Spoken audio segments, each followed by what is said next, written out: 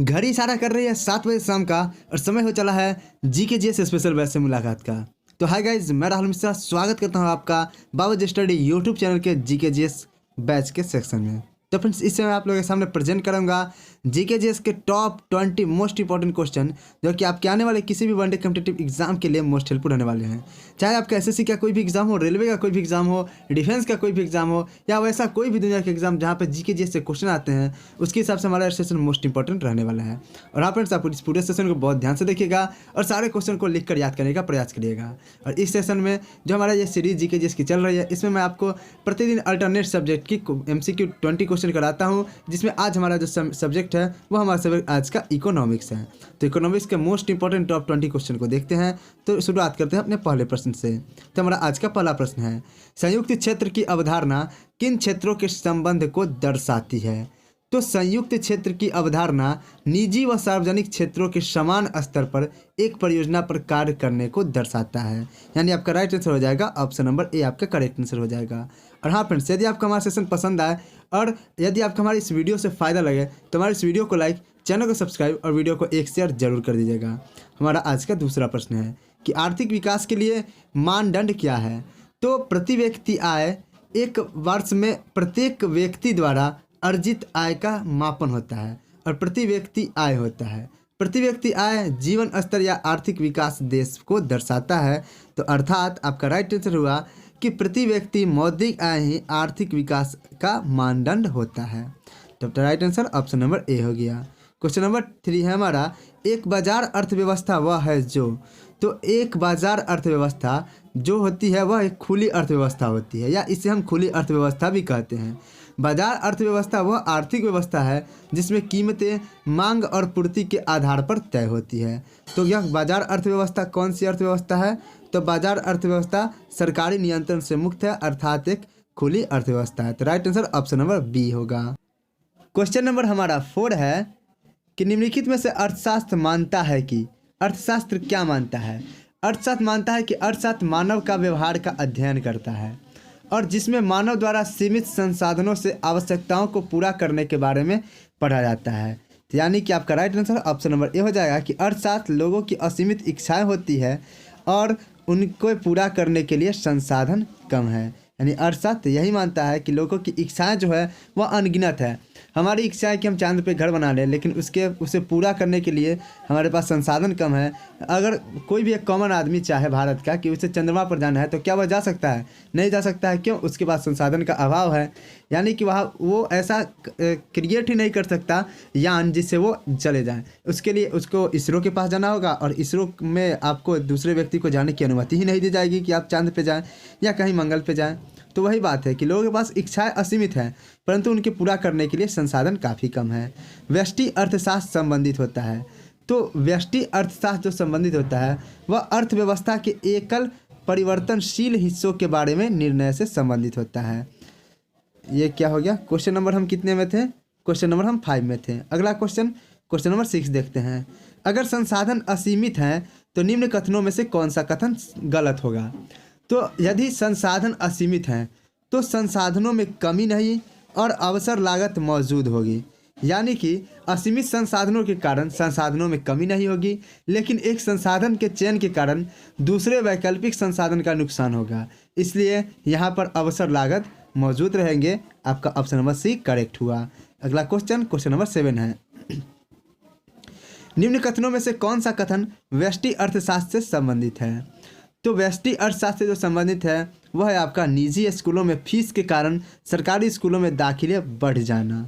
आपका right answer हो गया ऑप्शन नंबर डी। और व्यष्टि अर्थशास्त्र किसे कहते हैं, अगर आप इसे नहीं समझ रहे हैं तो आप हमारी पिछली वीडियोस को देखें, जिसका लिंक आपको डिस्क्रिप्शन बॉक्स में मिल जाएगा, या इसकी प्लेलिस्ट भी बन चुकी है। तो वहाँ पे प्लेलिस्ट में आप इकोनॉमिक्स के वीडियो को देखकर समझ सकते हैं कि व्यष्टि अर्थशास्त्र किसे कहते हैं, यानी व्यष्टि अर्थशास्त्र के संबंध किससे हैं। तो यहाँ पर तो इसका right answer option number D होगा। लेकिन आपको व्यष्टि अर्थशास्त्र को समझने के लिए मैंने काफ़ी अच्छे से 1.5-2 मिनट समझाया है उसमें, तो उस वीडियो को देखना होगा।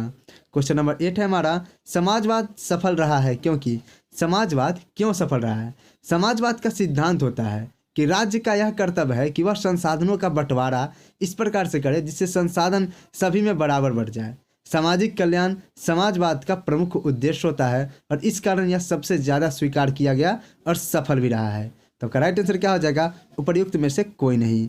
यानी कि जो मैंने बातें बताई वो इनके ऑप्शन नंबर ए में भी नहीं है, बी में भी नहीं है और सी में भी नहीं है। यानी आपका right answer option number D के साथ जाएगा। क्वेश्चन नंबर 9 है, प्राकृतिक प्रक्रिया के माध्यम से उत्पादन किस क्षेत्र में आता है? तो प्राकृतिक प्रक्रिया के माध्यम से उत्पादन जो होता है वह प्राथमिक क्षेत्र में आता है।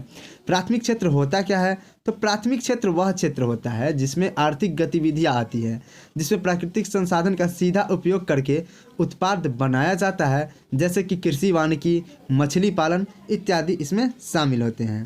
क्वेश्चन नंबर 10 है, अर्थशास्त्र है। यानी कि अर्थशास्त्र क्या है?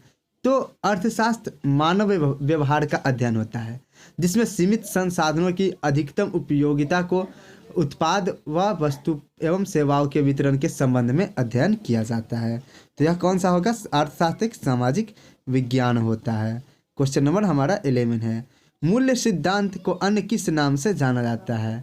तो मूल्य सिद्धांत व्यष्टि अर्थशास्त्र से संबंधित होता है और चूंकि व्यष्टि अर्थशास्त्र में मूल्य सिद्धांतों के बारे में अध्ययन किया जाता है इसलिए मूल्य सिद्धांत को व्यष्टि अर्थशास्त्र के नाम से भी जाना जाता है। यानी कि व्यष्टि अर्थशास्त्र का एक नया नाम हम यहाँ पर क्या जाने? तो एक नया नाम जाने कि मूल सिद्धांत व्यष्टि अर्थशास्त्र का एक नया नाम होता है। क्वेश्चन नंबर 12 है, अर्थशास्त्र वह है जिसे होना चाहिए कथन का संदर्भ है। तो अर्थशास्त्र वह है जिसे मानव अर्थशास्त्र होना चाहिए। यानी इस कथन का संबंध मानव अर्थशास्त्र से है। यानी कि मानव अर्थशास्त्र वह अर्थशास्त्र है जो राय आधारित है। यह वास्तव में न साबित किया जा सकता है और न ही अस्वीकार किया जा सकता है। यह पूर्ण तरीके से व्यक्तिपरक या गुणवत्ता पर आधारित होता है। क्वेश्चन नंबर 13 है हमारा, निम्नलिखित में मूल्य तंत्र किसकी विशेषता है? तो मूल्य तंत्र जो है यह पूंजीवादी अर्थव्यवस्था की विशेषता है। तो पूंजीवादी अर्थव्यवस्था क्या होती है? तो पूंजीवादी अर्थव्यवस्था वह व्यवस्था है जिसमें बाजार का संचालन या नियामक मांग एवं पूर्ति स्वयं करते हैं। इस अर्थव्यवस्था का उद्देश्य अधिकतम लाभ उत्पन्न करना है। क्वेश्चन नंबर 14 है, रखो और निकालो निम्न में से किसकी नीति है? तो रखो और निकालो जो नीति है यह पूंजीवादी अर्थव्यवस्था की नीति है। और पूंजीवादी अर्थव्यवस्था के बारे में मैंने अभी आपको समझाया है कि पूंजीवादी अर्थव्यवस्था वह व्यवस्था है जिसमें बाजार का नियामक मांग या पूर्ति स्वयं करते हैं। इस अर्थव्यवस्था का उद्देश्य अधिकतम लाभ प्राप्त करने के लिए होता है, इसलिए यहाँ पर रखो और निकालो वाली नीति को अपनाया जाता है। क्वेश्चन नंबर 15 है, आर्थिक विकास डैश करता है। यानी कि आर्थिक विकास डैश पर निर्भर करता है। तो आर्थिक विकास आपका प्राकृतिक संसाधनों पर, पूंजी निर्माण पर और बाजार के आकार सब पर निर्भर करता है। Right answer option number D हो जाएगा। क्वेश्चन नंबर 16 है, मिश्रित अर्थव्यवस्था मुख्यतः किसके द्वारा कार्य करती है? तो मिश्रित अर्थव्यवस्था जो होती है सरकारी हिस्सेदारी एवं योजना बाजार के तंत्र पर काम करती है। अगला क्वेश्चन नंबर हमारा 17 है, बंद अर्थव्यवस्था वह है। तो बंद अर्थव्यवस्था क्या है? तो बंद अर्थव्यवस्था वह अव्यवस्थित अर्थव्यवस्था है जिसमें वस्तुओं को मांग की आपूर्ति सिर्फ घरेलू बाजार पर आधारित हो। इस अर्थव्यवस्था में कोई विदेशी व्यापार नहीं होता है। तो आपका राइट आंसर क्या हो जाएगा? दूसरी अर्थव्यवस्थाओं से व्यापार नहीं होता है। इसी प्रकार की अर्थव्यवस्था को हम बंद अर्थव्यवस्था कहते हैं। यानी कि हम दूसरे देश से सामान नहीं मंगा सकते। और भारत की अर्थव्यवस्था जो है वह खुली अर्थव्यवस्था है। क्वेश्चन नंबर 18 है, भारत को मिश्रित अर्थव्यवस्था किसके अस्तित्व के कारण कहा जाता है? खुली और मिश्रित, इसी कारण इसको अर्थव्यवस्था को, भारत की अर्थव्यवस्था को मिश्रित अर्थव्यवस्था भी कहा जाता है। तो भारत की मिश्रित अर्थव्यवस्था इसलिए कहा जाता है क्योंकि यहाँ का क्षेत्र सार्वजनिक क्षेत्र में भी बटा हुआ है और यहाँ का क्षेत्र निजी क्षेत्र में बटा हुआ है। यहाँ का क्षेत्र न तो संयुक्त क्षेत्र है और न ही सहकारी क्षेत्र है। यहाँ पर दो ही टाइप के क्षेत्र हैं, या तो सार्वजनिक है या निजी क्षेत्र है। इसी कारण भारत की अर्थव्यवस्था को मिश्रित अर्थव्यवस्था के नाम से जाना जाता है। अगला क्वेश्चन नंबर 19 है। क्वेश्चन नंबर 19 है हमारा, माफ़ करिएगा स्टोरेज फुल है, उम्मीद करता हूँ कि पूरी वीडियो हो जाए। क्वेश्चन नंबर 19 है हमारा, निम्नलिखित में से निजी एवं सार्वजनिक क्षेत्रों के मध्य वर्गीकरण किस आधार पर किया जाता है? तो वर्गीकरण का आधार क्या रहता है? तो वर्गीकरण का आधार रहता है संगठन के मालिकाना आधार पे। यानी कि किसी भी निजी एवं सरकारी क्षेत्रों का जो वर्गीकरण होता है वह संगठन के मालिकाना अधिकार पे या आधार पे जो है उसको वर्गीकृत किया जाता है, यानी कि वह क्षेत्र जिसमें मुख्यतः हिस्सेदारी सरकार की होती है उन्हें सार्वजनिक क्षेत्र कहा जाता है, और वह क्षेत्र जिसमें संगठनों में मुख्य हिस्सेदारी निजी व्यक्तियों के या संस्थाओं के हाथ में होती है उसे हम निजी क्षेत्र के नाम से जानते हैं। क्वेश्चन नंबर 20 हमारा, निम्नलिखित में क्या तृतीयक क्षेत्र के अंतर्गत आता है? तो तृतीयक क्षेत्र के अंतर्गत क्या आता है? तो तृतीयक क्षेत्र 3 प्रकार के आपके क्षेत्र होते हैं। एक होता है आपका प्राथमिक क्षेत्र। प्राथमिक क्षेत्र वह होता है इस क्षेत्र में प्राकृतिक संसाधनों में उत्पादन किया जाता है। एक होता है आपका द्वितीयक क्षेत्र। तो द्वितीयक क्षेत्र में प्राथमिक क्षेत्र द्वारा उत्पादित वस्तुओं का कच्चे माल के रूप में उपयोग लेकर विनिर्माण किया जाता है। और फिर आपका लास्ट नंबर में आता है तृतीयक क्षेत्र।